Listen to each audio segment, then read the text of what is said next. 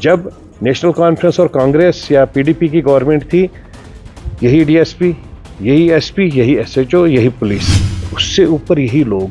क्यों होता था भाई पथराव? काहे को आपसे कंट्रोल नहीं है? उमर साहब को भी, महबूबा जी को भी इनको माफी मांगनी चाहिए कौम से कि हमसे गलती हो गई, हमसे कंट्रोल नहीं हुआ। बच्चे अगर पत्थर मार रहे थे वो भी गलत कर रहे थे, लेकिन हमारे यहाँ से जो गोलियां निकल रही थी वो भी गलत हो रहा था। जब प्रेसिडेंट ही पार्टी के हार जाएंगे तो फिर कौन कह सकता है कि भाई इनको लोगों ने वोट डाल दिया? पर सर, इंजीनियर रशीद को जिस आइडियोलॉजी की जानिब से वोट आए, चलिए मियां अल्ताफ को अगर माने कि उनका अपना वोट बैंक था, इसी तरह अगर रुहुल्लाह को अगर माने उनका अपना वोट बैंक था, तो इंजीनियर रशीद की जो जीत हुई उसे कहाँ पर? व्हाट अबाउट दोज प्रॉमिसेस जो उस वक्त कश्मीरी पंडितों की बाज़ाबातकारी की बातें की गई थी, आपके बकौल अगर फिजा पुरअमन हो गई है तो ये बाज़ाबातकारी क्यों नहीं होगी? मैं खुलकर कह रहा हूँ, कश्मीरी पंडित का दुश्मन कश्मीरी नहीं है, एक पॉलिटिकल पार्टी रही है। तो मैं समझता हूँ कि दिल्ली की इनकम्पिटेंस नहीं है, जो उनकी लीडरशिप, बीजेपी की लीडरशिप जो यहाँ पर है, मैं समझता हूँ कि वो नहीं समझ पा रहे हैं कि कैसे कश्मीरी पंडित एक बड़ी कम्युनिटी को वापस लाया जाए, किस तरीके से यहाँ कश्मीर में उसको वापस ला के बिठाया जाए।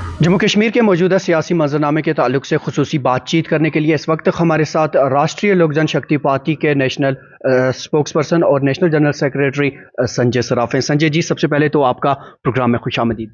थैंक यू सर, गुज़श्ता पार्लिमानी इंतखाबात जब होते हैं, आपने अपनी पार्टी के लिए सपोर्ट एक्सटेंड की थी, नताइज क्या सामने आया? अब क्या असेंबली इंतखाबात में भी वही रणनीति रहेगी कि कुछ डिफरेंट सोचा जाएगा? नहीं, ऐसा तो नहीं है। देखिए, उस वक्त में हमारा एनडीए अलायंस है, एनडीए का कोई कैंडिडेट नहीं था, तो यहाँ पर ये सब साथ में लड़ रहे थे, तो हमें लगा कि as compare, because national conference और पीडीपी के साथ तो हम लोगों का अलायंस आज तक न कभी हुआ है, न शायद फ्यूचर में भी कभी होगा।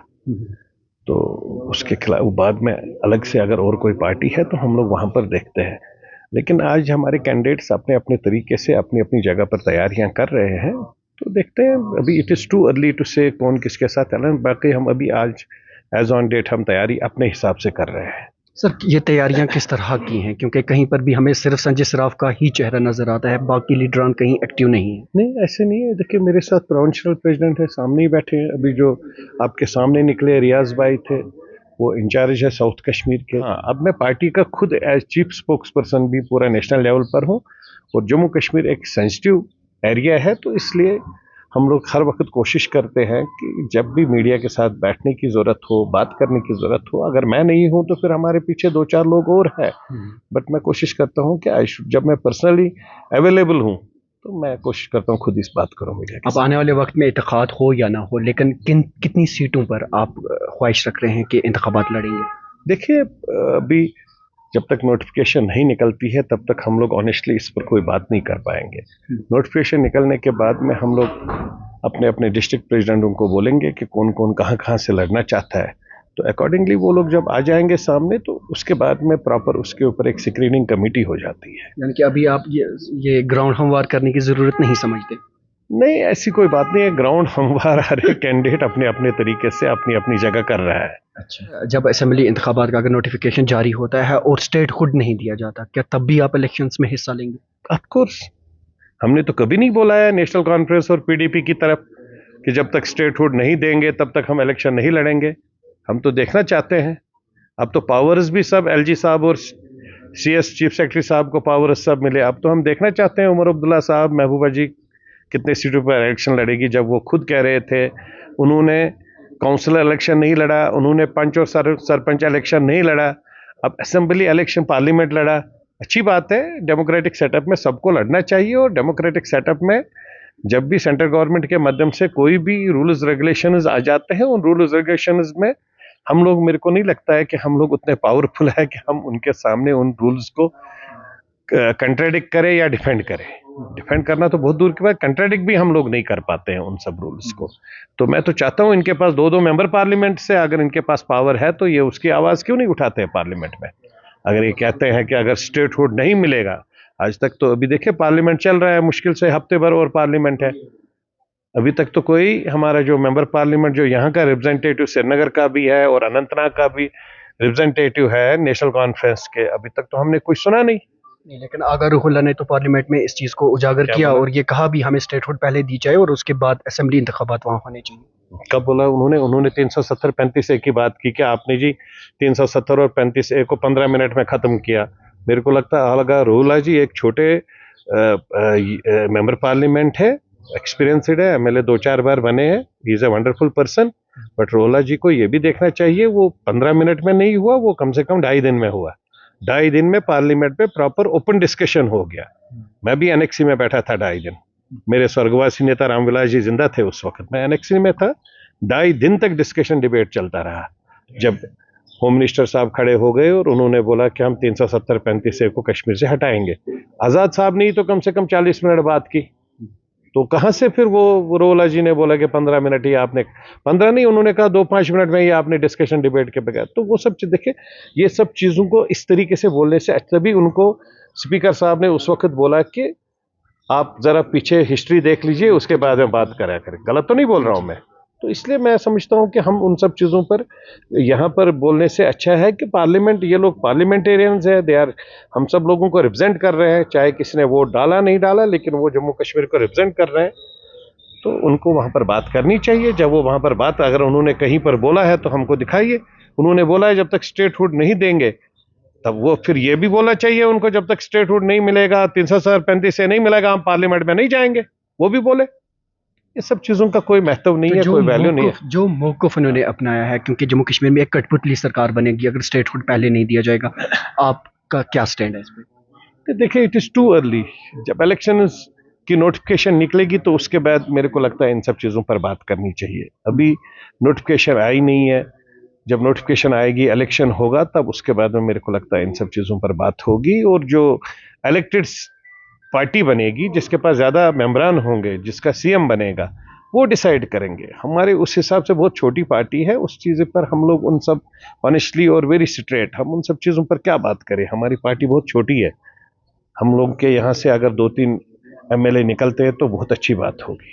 सर, ओवरऑल आप क्या देखते हैं 2019 से अभी तक की जो सूरत हाल जम्मू कश्मीर की बनी हुई है, चाहे वो समाजी तौर पर है या इक्तिसादी तौर पर है या सियासी तौर पर है, कैसे देखते हैं? क्या इस बदलाव को कैसे देखते हैं आप? नहीं, देखिए, इलेक्शन हो जाएंगे तो डेमोक्रेटिक सेटअप से स्टार्ट हो जाएगा, तो ऑटोमेटिकली सियासी तरीका स्टार्ट हो जाएगा। बाकी रही बात पीसफुल एटमॉस्फेयर को, जो नेशनल कॉन्फ्रेंस और पीडीपी इंक्लूडिंग कांग्रेस नहीं कर पाई, या इवन भाजपा भी गवर्नमेंट में थी, ये सब लोग नहीं कर पाए। लेकिन present dispensation under the rule of central government, directly under the rule of प्रधानमंत्री एंड ऑनरेबल होम मिनिस्टर और एलजी साहब के माध्यम से जिस तरीके से काम हुआ, आज कोई भी बच्चा अपनी माँ से फोन उसको नहीं आता है शाम को 5 बजे कि बेटा घर जल्दी आ जाओ। आज रात को 10 बजे 11 बजे वो अपनी माँ को वापस फोन करता है कि आप खाना खा लेना, मैं खाना खा के आ जाऊंगा। उसकी माँ भी टेंशन फ्री होती है, माहौल ठीक है, कोई दिक्कत नहीं है। और यही हाल आप सब लोगों ने देखा। आज किसी को ये तकलीफ नहीं है कि अब मैं जुमा को अगर नमाज अदा करने जाऊं मजलिस में, जो पर्टिकुलर हमें बड़े बुजुर्ग हैं, मजलिस में नमाज अदा करना आप लोगों को, मैं समझता हूं कि अल्लाह ताला का फरमान है, वो सब दिक्कत होती थी। मस्जिद शरीफ में जब नमाज अदा करके निकलते थे, मजलिस में नमाज, बाहर पथराव होता था, लोगों को तकलीफ, वो सब चीज़ ठीक हो गया। पीसफुल एटमॉस्फेयर क्रिएट हो गया। टूरिज्म इतना ज़्यादा आ गया, अगर हर एक टूरिस्ट, मैं कहता हूँ, ये कह रहे हैं 4 करोड़ 3 करोड़, मैं कहता हूँ अगर 2 करोड़ ही टूरिस्ट हम दिखाएंगे, 20,000 रुपये अगर खर्चा किया हर टूरिस्ट ने, 40,000 करोड़ मेरे पास टर्नओवर आ गया। 40,000 करोड़ रेडे वाले के पास गया, हर घर में गया। इकोनॉमिकल स्टेबिलिटी हमारे पास आ गई, इसमें कोई शक नहीं है। इसका श्रेय ऑनरेबल पीएम और ऑनरेबल होम मिनिस्टर साहब को, इंक्लूडिंग एलजी साहब को, उसके साथ में कश्मीर के लोगों को भी।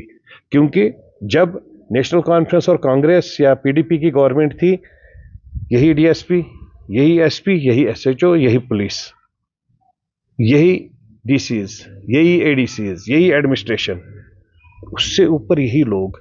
क्यों होता था भाई पथराव? काहे को आपसे कंट्रोल नहीं हुआ? तो आज आप कैसे कह सकते हो तो इन्होंने क्या किया? कश्मीरी को जीने का हक दिया।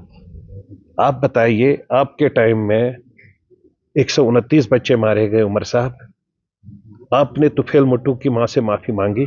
नहीं मांगी।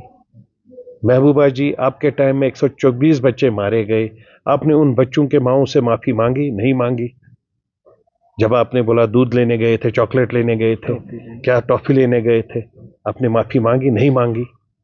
मैं समझता हूं अगर ये मैच्योर्ड पॉलिटिशियन है, हकीकत में इनको इलेक्शन लड़ना, इनको लोगों की दर्द है, लोगों के हितों के लिए, लोगों के इश्यूज के लिए बात करने को तैयार है, इनको इन दोनों को, उमर साहब को भी, महबूबा जी को भी, इनको माफी मांगनी चाहिए कौम से कि हमसे गलती हो गई, हमसे कंट्रोल नहीं हुआ।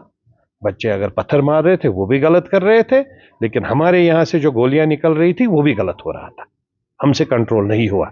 आज तो कंट्रोल हो गया ना, ये तो सर वो जो क्रेडिट तो जाता है। सर वो पुरअमन फिजा अगर कायम नहीं हो रही थी तो क्या उसका जिम्मेदार यही जिम्मा of course head of the institute जो भी है, हेड ऑफ द डिपार्टमेंट जो भी है, भाई जो भी आप दोनों जर्नलिस्ट है, आपके माध्यम से कोई भी गलत न्यूज निकल जाती है, वो न्यूज निकल जाती है गलत, फिर अब वो टेलीकास्ट जब होती है तो आपका जो सीनियर मोस्ट ना, गलत तो है, लेकिन अगर आपका जो हेड है वहां पर, he will be responsible for everything, क्योंकि आपने अगर गलत किया, उसने उस गलत को सपोर्ट किया।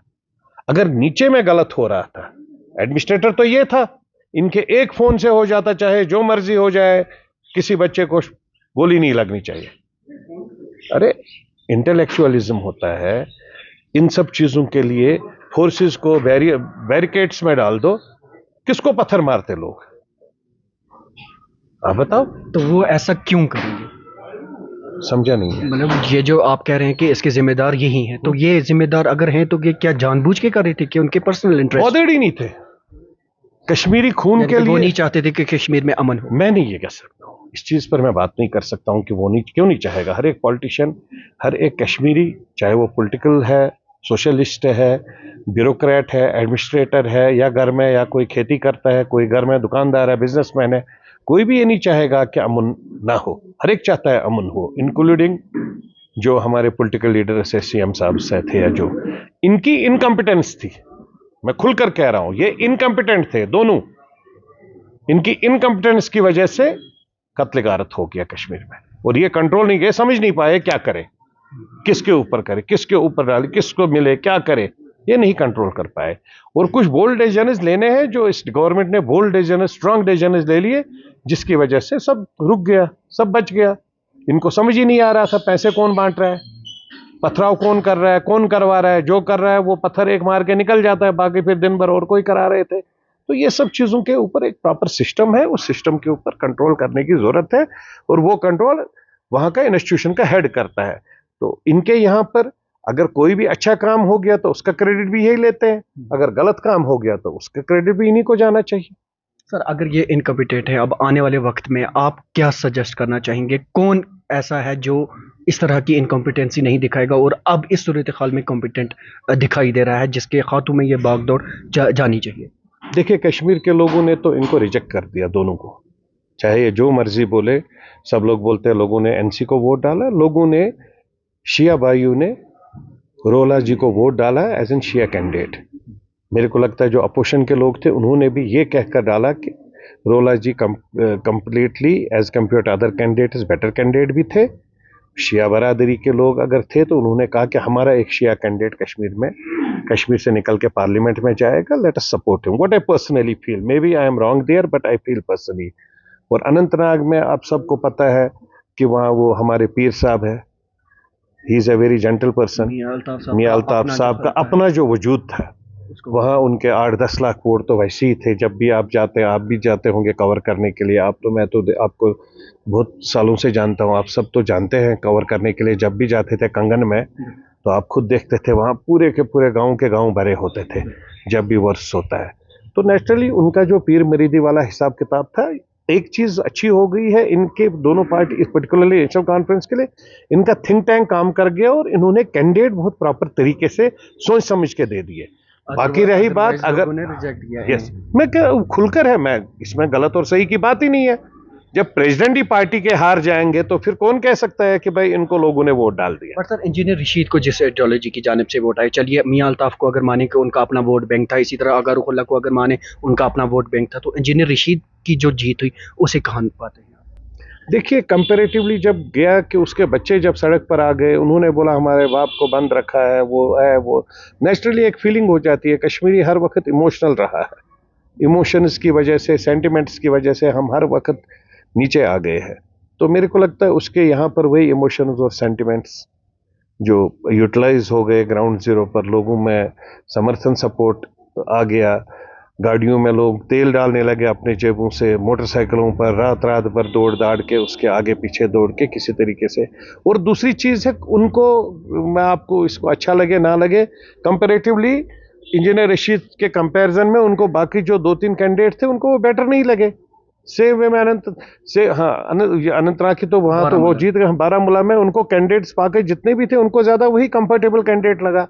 तो दैट में भी वन ऑफ द रीजंस के। और उसने जब भी कश्मीर में था एज एमएलए तो वो लोगों के बीच में जाता था, चाहे वो कुत्ते डालता था असेंबली में, चाहे वो यहाँ पर लाल चौक में आता था, कभी घोड़े लेकर कभी गधे लेकर। हमने खुद देखा है गधे लेकर, क्योंकि मैं भी अब पिछले 25-24 साल से कश्मीर में काम कर रहा हूँ, हर एक पॉलिटिशियन को नज़दीक से जानता हूँ, हर एक को पर्सनली देखा है। तो इसलिए मेरे को लग रहा है कि वो एक फीलिंग जो कुछ सेक्टर में निकली लोगों को, कि सबसे बड़ी बात ये फीलिंग भी निकली कि भाई वो जेल में है, अगर उससे भी ज़्यादा जिन्होंने ज्यादतियाँ की है वो बाहर है, तो ये अगर जेल में है तो वो एक मेरे को लगता है 4-5% वो भी स्विंग हो गया, जिसकी वजह से आइडियोलॉजी की वो बात करता था, जैसे वो चाहता था रायशुमारी हो, उस तरह की बातें वो करता था, लोगों का मेजोरिटी में उसे अक्सरियत देना और जितवाना, पार्लियामेंट तक पहुंचाना।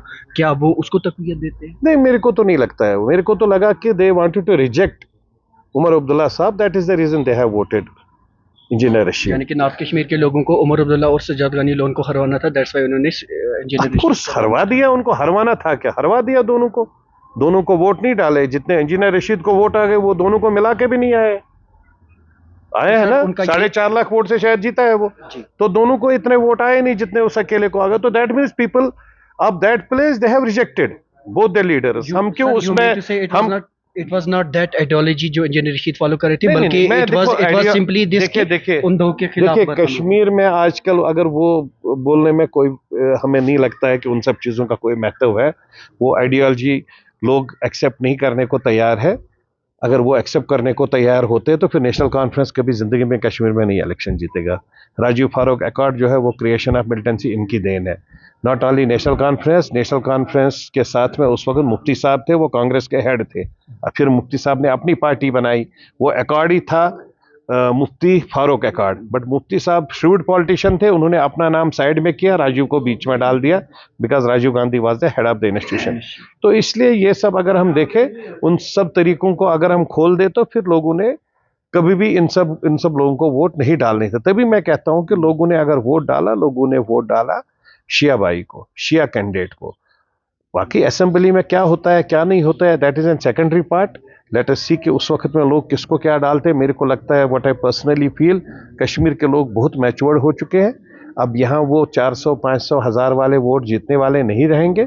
अब जो भी जीतेगा वो 40,000, अगर 60,000, 70,000, 80,000 की कॉन्स्टिट्यूंसी है तो 50,000 वोट पड़ेंगे।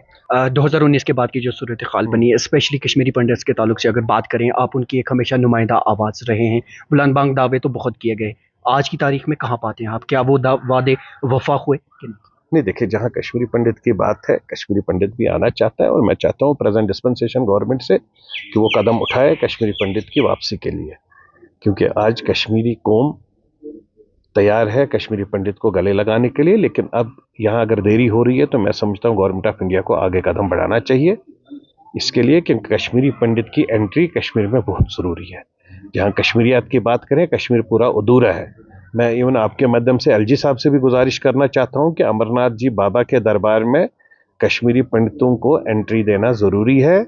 वहाँ जो पुजारी रहते थे उसमें कश्मीरी पंडित मॉर्निंग की पूजा करते थे, शाम की भी वही करते थे। बाकी जम्मू के हमारे भाई आ गए, श्राइन बोर्ड के अंदर में आ गया, बहुत अच्छी बात है।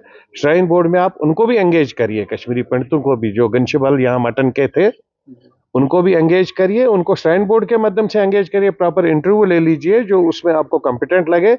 क्योंकि शिव जी की पूजा वही लोग प्रॉपर जानते हैं जो बचपन से उनके बड़े बुजुर्ग कश्मीरी पंडित ही वहाँ पूजा करते थे।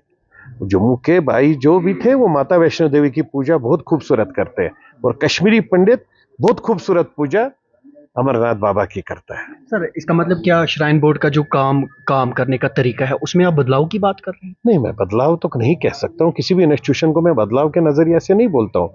मैं चाहता हूँ कि एडिशन हो, अमेंडमेंट्स हो। अगर कश्मीरी पंडित पिछले 1000 साल से अगर अमरनाथ बाबा की यात्रा चल रही है तो 1000 साल से कश्मीरी पंडित वहाँ पूजा करता था, पिछले 8-10 साल से क्यों नहीं कश्मीरी पंडित वहां पर है? एक भी कश्मीरी पंडित पूजा में नहीं है। ये यहाँ पर हमारे एक चीफ सेक्रेटरी बीबी व्यास रहा करते थे, उन्होंने एक बार बाहर से लाए थे, तब मैंने उनको बोला था, फिर उन्होंने उस वक्त चेंजेस किए थे। आज से 15 साल पहले की बात है, 10-12 साल पहले, जब वो चीफ सेक्रेटरी थे हमारे स्टेट के, और उन्होंने मेरे को चॉपर में भी फिर स्पेशली भेजा था वहां पर। तो मैंने उनसे रिक्वेस्ट की थी, मैंने कोई कमांड नहीं किया, मैं रिक्वेस्ट की थी, रिक्वेस्ट करके उन्होंने फिर उसमें थोड़ा सा अपने हिसाब से उसने प्रॉपर देखा था, तो उसको लगा नहीं ये गलत हो रहा है। फिर उन्होंने 4 कश्मीरी पंडितों को वहां पर लगाया था वहां पर, क्योंकि यहाँ पर थोड़ा सा मेरे को एक तकलीफ होती है। मैं बाबा अमरनाथ जी बाबा के दरबार में पिछले 40 साल से जा रहा हूँ, छोटा था मैं, क्लास 4th 5th 6th से ही जा रहा हूँ। तो बाबा के दरबार में जब भी पूजा होती है, वो बाबा की, जहां बाबा का शिवलिंगम होता है वहीं पूजा होती है, उसके सामने उसकी प्रतिमा आगे नहीं बनाई जाती है। आजकल प्रतिमा आगे बनाए जाते, उसकी पूजा होती है। जब शिवलिंगम कंप्लीट होता है, उस जगह की फिर भी पूजा होती है, उसी जगह की पूजा होती है। प्रतिमा जो सामने बनाई जाती है, मेरे हिसाब से मैटर पे इस पे ज्यादा बात करना नहीं, हम नहीं बात करते। मेरे को I have a right to speak for my own religion. Can speak, but I was just asking about what about those promises जो उस वक्त कश्मीरी पंडितों की बाज़ाबातकारी की बातें की गई थी। आपके बकौल अगर फिजा पुरअमन हो गई है तो ये बाज़ाबातकारी क्यों नहीं हो गई? नहीं, मैं तो समझता हूँ, देखिए मैंने पहले भी बोला, मैं अभी भी, हम लोग कश्मीरी मुस्लिम बरादरी सिविल सोसाइटी हमारी यहाँ पर है, सब है, उनको भी सामने आना चाहिए। और मैंने पहले भी ये रिक्वेस्ट की थी इलेक्शन कमीशन, डिलिमिटेशन कमीशन में, कि 2 सीटें आप रिजर्व रखिए कश्मीरी पंडित के लिए, एक सरदार के लिए। उसमें क्या होगा, यहाँ अगर 20 पार्टियां हैं, वो 20 कश्मीरी पंडित कैंडिडेट्स को खड़ा करेगी। ये दिमाग में रहेगा कि मेरी सीट एक कश्मीरी पंडित निकालेगा, जीतेगा भी कश्मीरी पंडित, हारेगा भी कश्मीरी पंडित, उसकी कंपेनिंग करेगा कश्मीरी मुसलमान भाई, तो वो प्यार वापस उभरेगा। और कश्मीरी पंडित, मैं खुलकर कह रहा हूं, कश्मीरी पंडित का दुश्मन कश्मीरी नहीं है, एक पॉलिटिकल पार्टी रही है, जो भी पॉलिटिकल पार्टीज है वो दुश्मन रही है। तो जब उसी पॉलिटिकल पार्टी को कल नजर आएगा कि इस कश्मीरी पंडित की सीट है, तो वो अपने लोगों को बोलेगा कि नहीं, इसको सपोर्ट समर्थन करो, उसकी इंपॉर्टेंस बढ़ जाएगी। एब्सोल्युटली, उसकी स्पेस बढ़ जाएगी, और वही रिवाइवल होगा कश्मीरी पंडित का, वही रिवाइवल होगा रिटर्न एंड रिहैबिलिटेशन का। और गवर्नमेंट ऑफ इंडिया को देखना चाहिए कि कहां कहां पर दो, जिसने जमीन अपनी बेची है, क्योंकि उस वक्त माहौल बहुत खराब था, जब सब लोग निकल गए, कोई भी अपना घर छोड़कर नहीं निकलता, माहौल खराब हो गया तो वो बेचारे निकल गए। अब अगर वापस लाने की बात है तो गवर्नमेंट ऑफ इंडिया को भी उसमें इनिशिएटिव लेना चाहिए, और वहां पर देखना चाहिए कहां कहां पर जमीन खुली है, 2 मरले 4, मैं नहीं कहता हूँ 10 मरले, एक कनाल दे दो, वो जिसके पास अपना पैसा होगा वो खुद खरीदेगा, लेकिन गवर्नमेंट के माध्यम से 2 मरले 4 मरले के हिसाब से फैसिलिटेट करे और उनको रिवाइव करे और वापस लाए। उसमें कोई गवर्नमेंट, समंदर है, समंदर में एक लोटा अगर इनकी तरफ भी दे दिया तो कम से कम कश्मीरी पंडित जो कम्युनिटी 7 लाख कश्मीरी पंडित फैमिलीज है, वो भी समझेगी, कि उनको भी लगेगा कि हम लोगों के लिए गवर्नमेंट सीरियस है, कोशिश कर रही है गवर्नमेंट। हम नहीं कहेंगे कोशिश नहीं कर रही है, हर वक्त कोशिश कर रही है, लेकिन माहौल को देखा जाना चाहिए। हर वक्त को माहौल देखा जाता है, कंडीसिव एटमॉस्फेयर क्रिएट हो जाएगा तो ऑटोमेटिकली गवर्नमेंट की भी रिस्पॉन्सिबिलिटी है, कमिटमेंट से गवर्नमेंट की, कि हम कश्मीरी पंडित को वापस लाएंगे। We are part of the alliance, हम खुद अलायंस का हिस्सा है। बट मैं आपके माध्यम से ये कहना चाहता हूं कि अब हम लोग कश्मीर में, देखिए कल हमने तिरंगा यात्रा निकाली, उसमें सब कश्मीरी मुस्लिम भाई थे, साथ में सब लोग थे, बच्चे थे। पर्टिकुलरली सबसे बड़ी बात है कि हमारे मदरसा के बच्चे थे।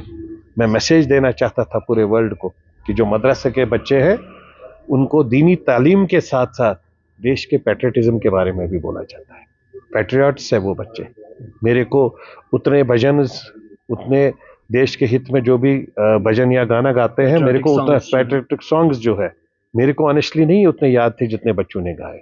बहुत बड़ी बात है। और एक मैसेज हर जगह गई कि अगर कहीं पर दीनी तालीम पढ़ाने वाले बच्चे, उनके साथ में हम लोग 10 एंगल से सोचते थे, हो सकता है मेरे दिमाग में भी 10 बार रहा होगा, पता नहीं उनको क्या तालीम देते हैं, लेकिन बहुत खुशी हो गई जब हमारी बच्चियों ने, बेटियों ने या बेटों ने वहां पर जिस तरीके दीनी तालीम के साथ से पैट्रियटिक सॉन्ग्स बोले, जो हकीकत में हमें भी पूरे याद नहीं है। तो this is a good sign. This whole credit goes to present dispensation, इसमें कोई शक नहीं है। पहले भी होता था, लेकिन पहले डर डर के होता था। अब खुलकर हमारे बच्चे, उनको पता है, हमने उनको खुलकर बोला आप हमारा फ्यूचर हो, क्योंकि वही हकीकत में फ्यूचर है, वही आगे बढ़ाएंगे। सर ये जो आपसी भाईचारा ये चीज़ सदियों से चलती आ रही है, अभी भी कायम दायम है, लेकिन मैं जानना ये चाहूँगा कि आखिर मौका क्यों नहीं बन रहा है? कश्मीरी पंडित क्यों नहीं वापसी यहाँ पर कर रहे हैं? चूक कहाँ पर हो रही है? क्यों अगर माहौल साजगार हो चुका है, ट्रांजिट कैंप्स बन रहे हैं, फिर इनिशिएटिव क्यों नहीं लिया जा रहा? चूक कहाँ पर हो रही है? नहीं, देखो, ट्रांजिट कैंप्स जो बन रहे हैं वो एम्प्लॉयज़ के लिए बन रहे हैं। कश्मीरी पंडित 7 लाख है। 7 लाख के साथ में अगर आप देखें तो वो ऑलमोस्ट 1,20,000 फैमिलीज़ है। तो 1,20,000 फैमिलीज़ के साथ पहले एक पेरेंट था, बाप बेटा था, अब उसके अब तीन चार बच्चे हो गए, फिर फैमिली हो गई, वाइफ हो गई। तो इसलिए मैं समझता हूँ गवर्नमेंट ऑफ इंडिया इसमें है सीरियस। ऐसा नहीं है कि वो सीरियस नहीं है। हर एक इशू पर government of India related Kashmir बहुत सीरियस है। तो मैं समझता हूँ कि जो यहाँ की भी इनकी अपनी पार्टी है, पर्टिकुलरली कश्मीर में, उनको भी अपनी आइडियाज़, व्यूज़ और थॉट्स देने चाहिए। ये मैं समझता हूँ कि दिल्ली की इनकम्पिटेंस नहीं है, जो उनकी लीडरशिप, बीजेपी की लीडरशिप जो यहाँ पर है, मैं समझता हूँ कि वो नहीं समझ पा रहे हैं कि कैसे कश्मीरी पंडित एक बड़ी कम्युनिटी को वापस लाया जाए, किस तरीके से यहाँ कश्मीर में उसको वापस ला के बिठाया जाए। लड़कियों इस मसले की जड़ तक पहुंचने में अभी भी पीछे ही है। वो तो मैं नहीं कह सकता हूँ पीछे, बट मैं नहीं समझता हूँ कि वो लोग कोई पहल कर रहे हैं जो जैसे हम लोग दौड़ रहे हैं। मैं यहाँ पर I started 2004 onwards Dussehra, Janmashtami, with the support of local majority people, with the support of those Kashmiri Pandit जो यहाँ से माइग्रेंट नहीं हो चुके हैं। एंड शोभा यात्रा, शोभा, वही मैं कह रहा हूँ, जो दशहरा थी, जन्माष्टमी थी, उसके बाद बाकी मंदिरों को खोलना। मंदिर एक दिन खुल गया, उसके बाद मैं साइड में होता हूँ, क्योंकि मैं I am a political activist. मेरा काम है दरवाज़ा खोलना, पूजा पाठ एक बार करना, उसके बाद में जिस दिन पूजा होगी उस दिन मैं भी जाता हूँ माथा टेकने के लिए। बिकॉज आई हैव, मेरे रिलीजियस का फेस्टिवल है, तो मेरे को अपने रिलीजियस में जितने भी फेस्टिवल्स आते हैं, I try to be part of that. But उसके बाद हमारी रिस्पॉन्सिबिलिटी बनती है कम्युनिटी की, गवर्नमेंट की, एडमिनिस्ट्रेशन की, उन सब चीज़ों को संभालें, उन सब चीज़ों को साथ में रखें, उन सब चीज़ों को देखभाल करें, उन सब चीज़ों में देखें कि कोई गलत आदमी तो नहीं इन्वॉल्व हुआ है। तो इन सब चीज़ों को देखना है कि कोई कश्मीरी पंडित को एक्सप्लॉइट तो नहीं हो रहा है कहीं पर, कोई उसको गलत तरीके से। अब देखिए यहाँ पर हर एक झंडा उठाता है आज, आपको भी पता है, सबको पिछले 5 साल से हर एक झंडा। अब कल को 10-20 कश्मीरी पंडितों को लाके बोला जाएगा जनता, आप जी आ जाओ जी, आपको घंटाघर पर झंडा उठाया। अरे काहे को बेचारा, वो तो ऑलरेडी कश्मीरी पंडित पैदा ही हुआ है झंडा लेकर, देश का झंडा लेकर। तो यहाँ पर वो सब चीज़ों को, मेरे को नहीं लगता है उन सब चीज़ों को आगे बढ़ावा देना चाहिए। बढ़ाना है तो कश्मीर पंडित का रिवाइवल करना है, रिटर्न एंड रिहेबिलिटेशन की बात करना है, जिससे, और उसके साथ में उसके रोजगार की बात देखनी है कि वो कैसे अपना सर्वाइवल करें। सर ओवरऑल अब मैं आखिर में आपसे जानना चाहूँगा, आने वाले वक्त में RLJP के आपकी पार्टी के पास लोगों के लिए क्या है कि लोग आपका इंतखाब करें? मैनिफेस्टो या कोई ऐसी चीज़ जो सबसे बड़ा मुद्दा रहेगी आप? देखिए, एम्प्लॉयमेंट मेन मुद्दा है यहाँ पर।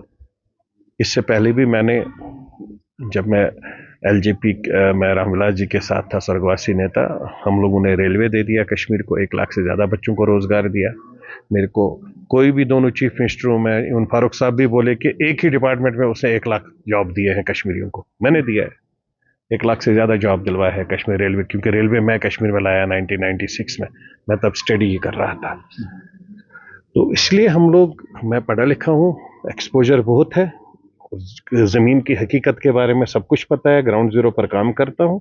तो आई नो यहाँ डिफ़िकल्टीज़ कहाँ कहाँ पर है, कश्मीर के दिलों को कैसे जीतने की ज़रूरत है। हकीकत में कश्मीर और कश्मीरी को दिल से जीतने की ज़रूरत है। काम, सब कुछ, रोज़गार, that is part of their life, part of their system, but उससे ज़्यादा है कि आप कितना दिल जीतते हो, आप कितना खुश रख सकते हो, और उसी में आप अपने कश्मीरी पंडित भाई को भी कैसे एडजस्ट कर सकते हो, कैसे उसका रिवाइवल होगा। तो ये एक ऐसा बाग बनाना है जिस बाग में हर एक फूल खिलेगा।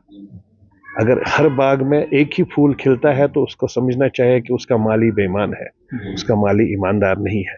तो हमें ऐसा बाग बनाना चाहिए कि जिसके माली की बातें पूरा देश दुनिया बात करे कि नहीं, ये माली बहुत खूबसूरत है, क्योंकि इसके बाग में हर एक फूल है। हिंदू भी है, मुस्लिम भी है, सिख भी है, ईसाई भी है, सब फूल खिलते हैं। तो जब खिलता हुआ बाग, जब गुलाब की तरह जब वो खिलता हुआ बाग उठता है तो उसकी सब वाहवाही करते हैं। तो हम चाहते हैं कि उसी तरीके से ये करें, और साथ में रिवाइवल ऑफ इंस्टीट्यूशंस करें। यहाँ पर बोर्डिंग इंस्टीट्यूशंस की ज़रूरत है, यहाँ पर इंडस्ट्रियलाइजेशन की ज़रूरत है, बट ये टूरिज्म स्पॉट है, हम लोग इंडस्ट्रीज़ को बढ़ावा नहीं देंगे। हाँ, लेकिन इंडस्ट्रीज़ हम देंगे, हम उस पर काम करेंगे, कंप्यूटराइज्ड इंडस्ट्रीज़, बोर्डिंग इंस्टीट्यूट्स। जैसे आप देखिए उत्तराखंड में कितने बोर्डिंग इंस्टीट्यूट्स हैं।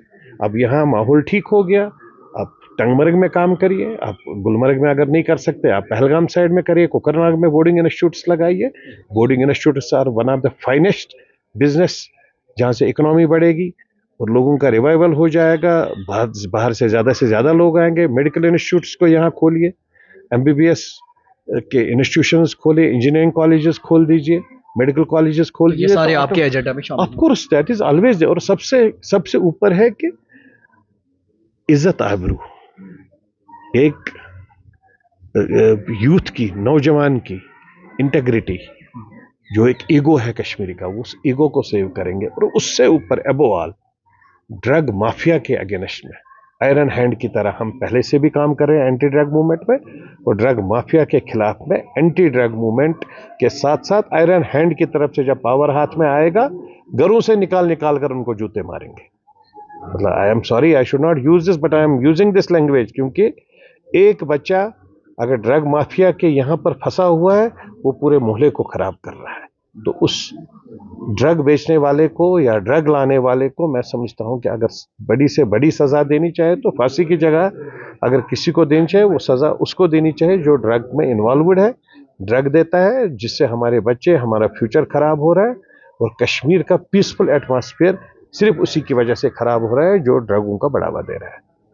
चलिए सर, हमारी ये तवक्कात आपसे यही हैं और ख्वाहिशात भी हमारी यही हैं कि जिस बाग का आप जिक्र कर रहे थे वो ख्वाब आपका मुकम्मल हो जाए। और हमारे से बात करने के लिए आपका बहुत बहुत शुक्रिया। Thanks a lot. Jammu Kashmir के नौजवानों को बाख्तियार बनाना, जम्मू कश्मीर में पुरअमन फ़िज़ा कायम करनी, जम्मू कश्मीर से मंशियात की लत को दूर करना और एक ऐसे बाग का वजूद में लाना जहां पर हर मज़ाहिब के लोग मिलकर रहें। बात कर रहे थे राष्ट्रीय लोक जनशक्ति पार्टी के नेशनल स्पोक्स पर्सन और national general secretary Sanjay Saraf. Dainik Savera के लिए श्रीनगर से कैमरामैन यसरफ खान के साथ में जुबैर कुरैशी।